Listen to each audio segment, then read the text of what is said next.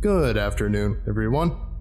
My name is Dr. Miller, and the SCP we're going to be looking at today is SCP-163. Object Class: Safe. Special Containment Procedures. SCP-163's enclosure consists of 4 adjoining rooms, 3 meters from floor to ceiling, with the following attributes. 1 5x5 meter receiving room with an airlock and seating appropriate for both SCP-163's and human morphology. 1 5x3 meter storage room capable of storing SCP-163's isolation suit, tools, and games.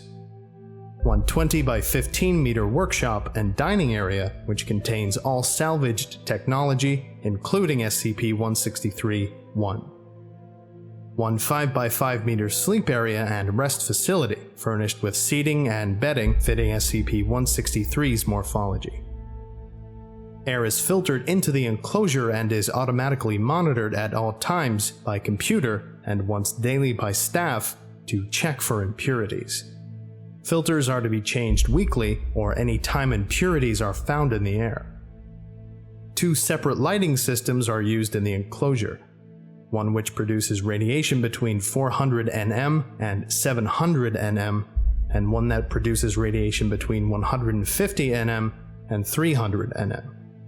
The primary lighting system is to remain active at all times to facilitate observation. The secondary lighting system may be turned on or off at SCP-163's discretion.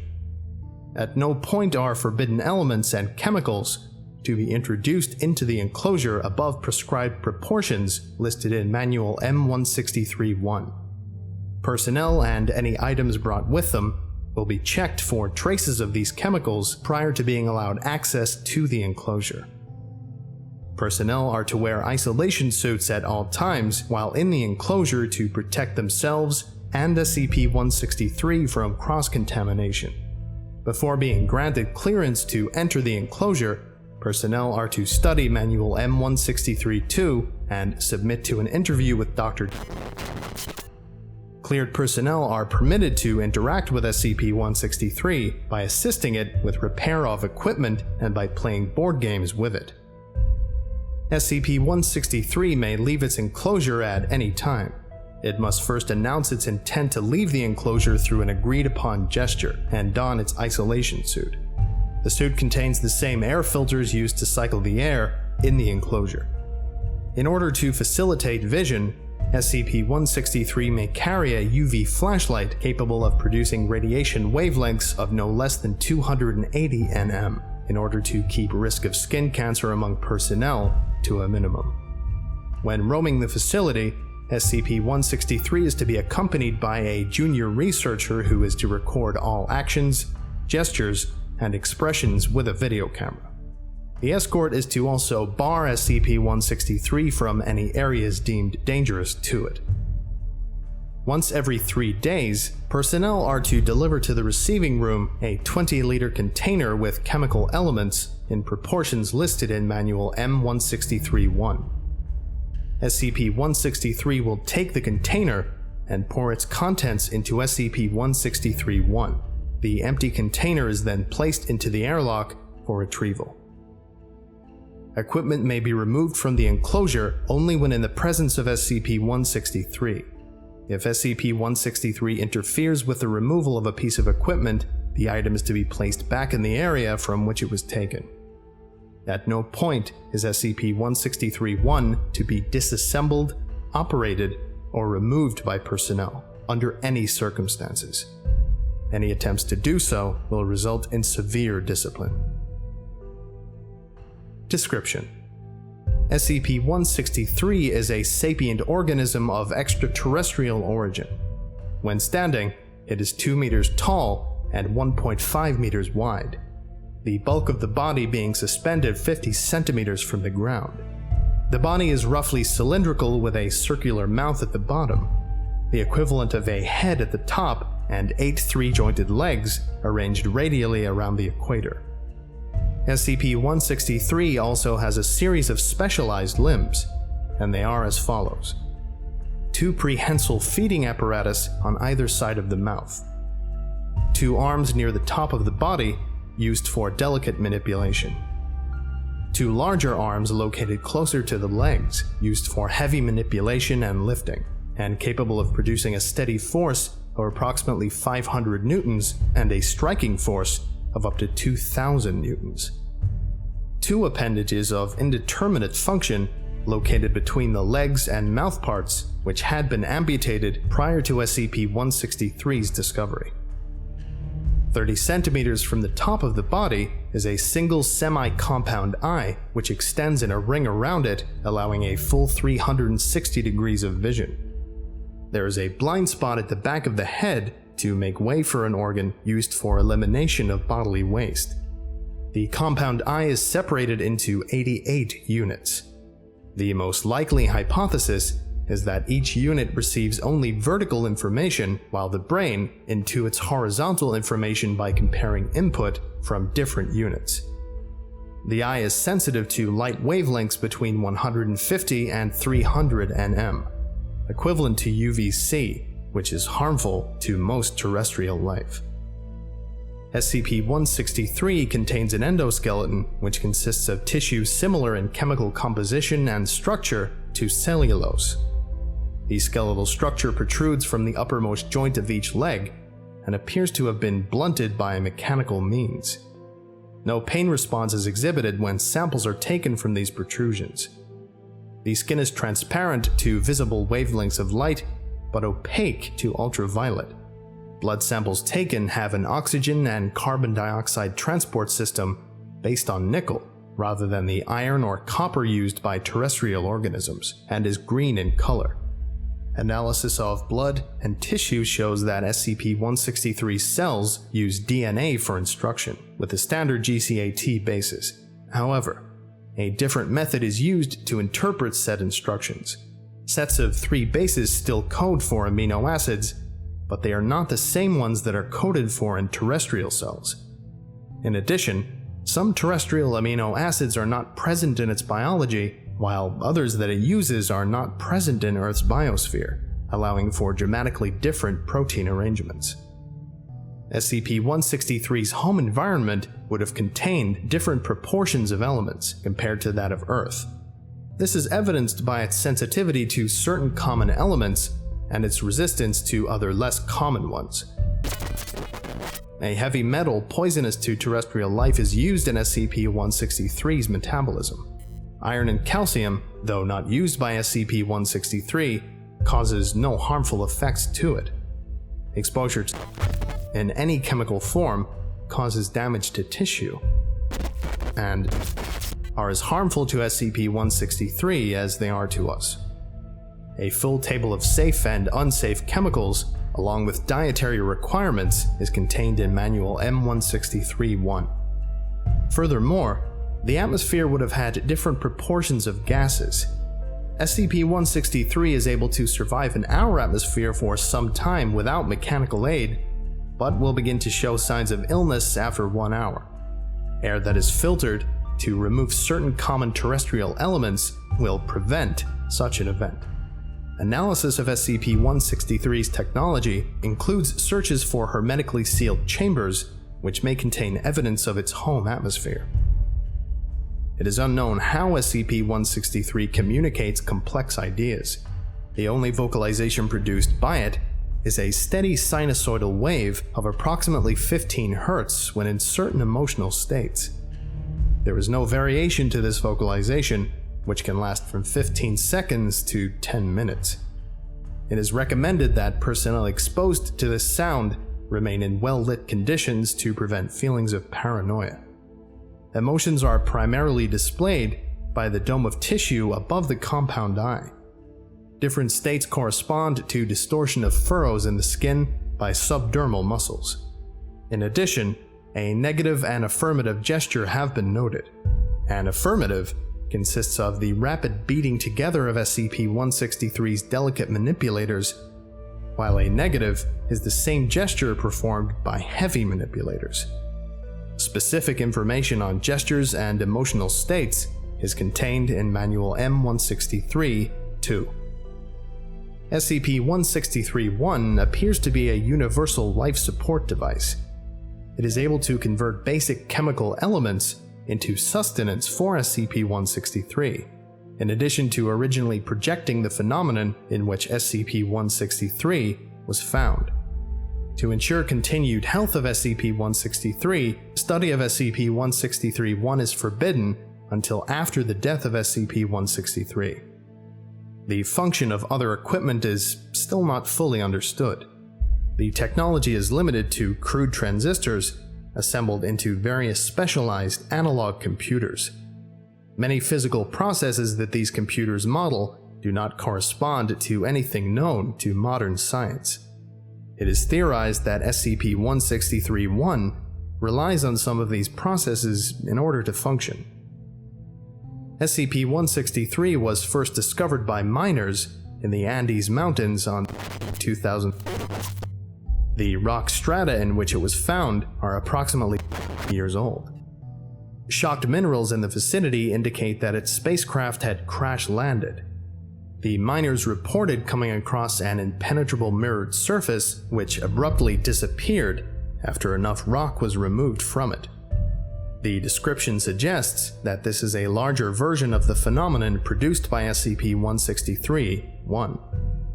Despite being encased in stone for years, the contents of the chamber showed no signs of age or degradation, believed to be an effect of the phenomenon. Approximately 30% of the equipment had been looted before agents could reach the scene. Though some have since been recovered, there are many items still at large. Agents are continuing to scour the black market for any further clues as to the whereabouts of the missing technology.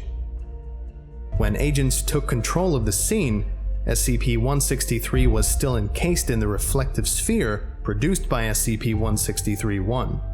The relative simplicity of SCP-163-1's interface allowed agents to quickly deactivate it. Agents were forced to subdue SCP-163, which was violent at the time.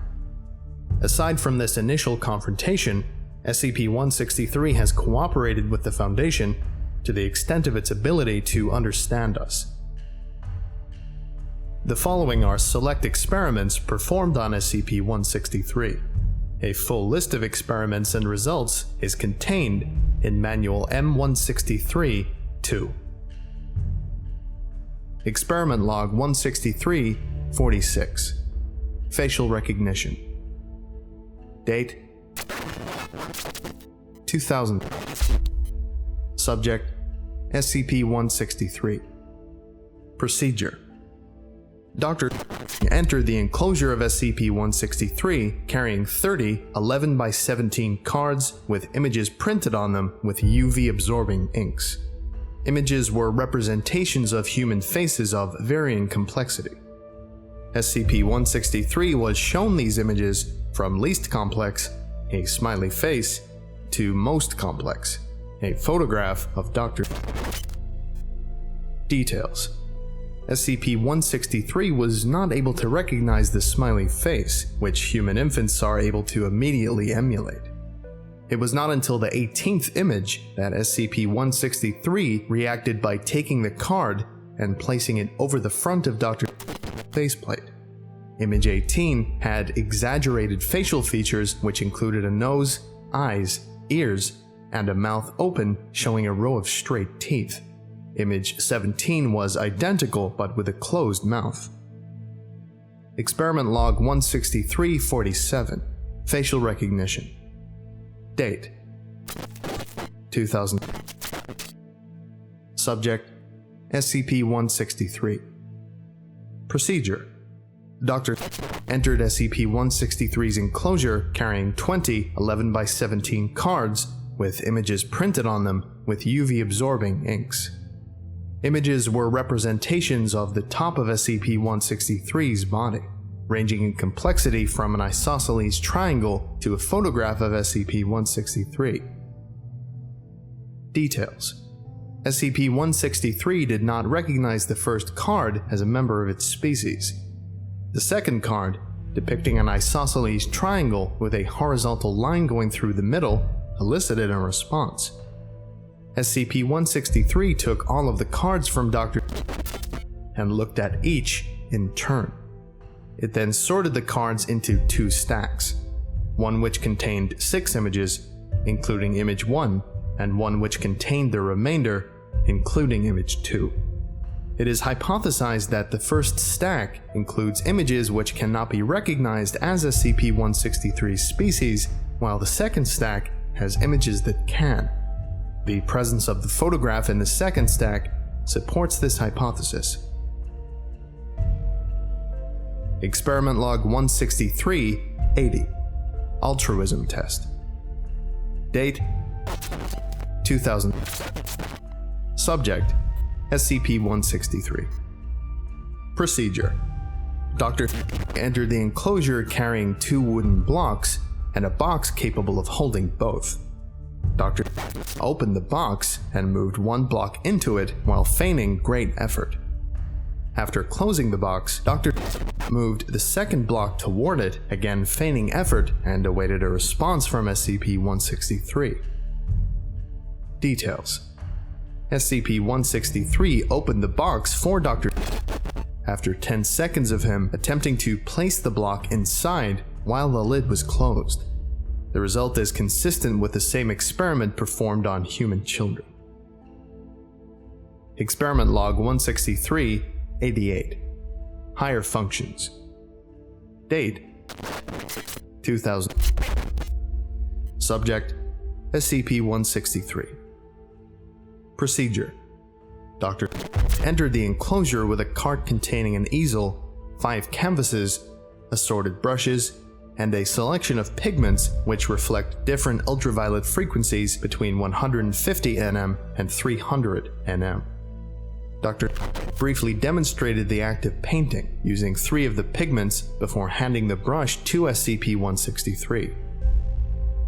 Details: SCP-163 immediately began painting with the provided pigments. The image produced was one of a landscape containing unrecognizable plants and animals according to UV imaging. SCP-163 remained still for 7 minutes after completing the painting before knocking it from its easel and retreating to a corner of the receiving room. Cranial ridges indicated distress. All further attempts at interacting with SCP-163 failed until Dr. attempted to remove the painting supplies from the enclosure. At that point, SCP-163's heavy manipulators were protruded from between its legs and indicated the negative gesture. The following day, SCP-163 was seen painting on a new canvas. Addendum 163-88. As of this date, fresh canvases, paints, and brushes should be provided to SCP-163 whenever its supplies begin to go low. This is the first truly meaningful communication we have been able to understand. At the very least, we may be able to learn about the ecology of its homeworld. Dr. Addendum 163-93. The odds of SCP-163 having been discovered at all are mind-boggling, given the size of Earth. A number of factors would have had to come into play, including plate tectonics, development of terrain by humans, and just plain old dumb luck. I'm filing a recommendation that all excavations of year-old strata be monitored by agents from more members of SCP-163's species. I find it hard to believe that we just happened to come across one single spacecraft that crash-landed on Earth millions of years ago, at a time when we were just beginning to develop the capacity to recognize the importance of such a find. There must be others hidden in stasis somewhere down there. Dr. Okay. I think that about does it for today. Thank you all for listening, if indeed you still are, and you are all dismissed. Goodbye.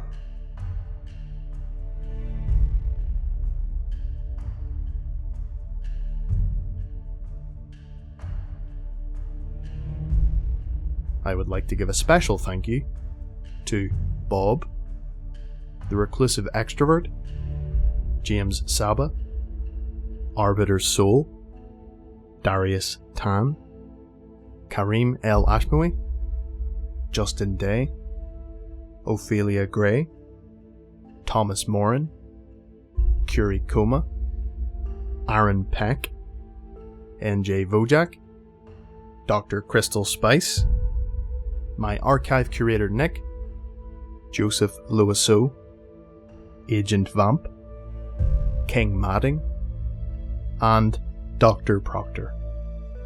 Thank you all so much for your support, it's greatly appreciated. If you would like a special thank you at the end of each of my videos, and some other cool stuff as well, visit patreon.com/TheVolgun. Thank you.